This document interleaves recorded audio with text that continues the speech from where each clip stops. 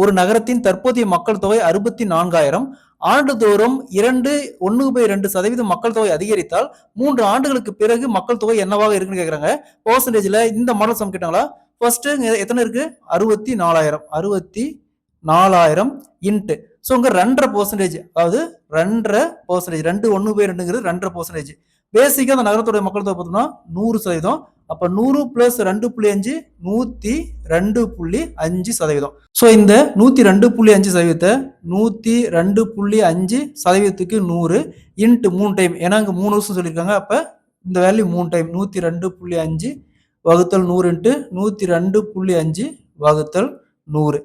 Next இங்க ஒரு digit தள்ளி புள்ளி இருக்கு, அதே மாதிரி இங்கேயும் ஒரு டிஜிட் தள்ளி புள்ளி இருக்கு, அதே மாதிரி இங்கேயும் ஒரு டிஜிட் தள்ளி புள்ளி இருக்கு.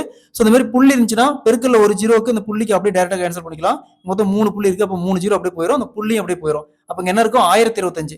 1025 25ஆல கேன்சல் பண்ணா 41. அதே மாதிரி 100 25ஆல கேன்சல் பண்ணா 4. ஸோ இங்கேயும் 41 வகுத்தல் 4, இங்கேயும் 41 வகுத்தல் 4. ஸோ நெக்ஸ்ட் பாருங்க, 4 இன்ட்டு 4 இன்ட்டு 4 64. ஸோ அந்த 64க்கு அப்படியே கேன்சல் பண்ணிடலாம். பேலன்ஸ் பாருங்க என்ன இருக்கும்?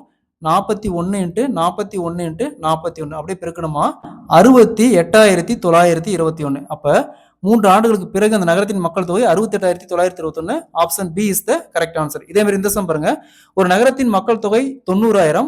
ஆண்டுதோறும் 7% மக்கள் தொகை அதிகரித்தால் 2 ஆண்டுகளுக்கு பிறகு அந்த நகரத்தின் மக்கள் தொகை என்னவா இருக்குன்னு கேக்குறாங்க. இதே மாதிரி இந்த சம சால்வ் பண்ணிக்கிற ஆன்சரை கமெண்ட்ல போடுங்க.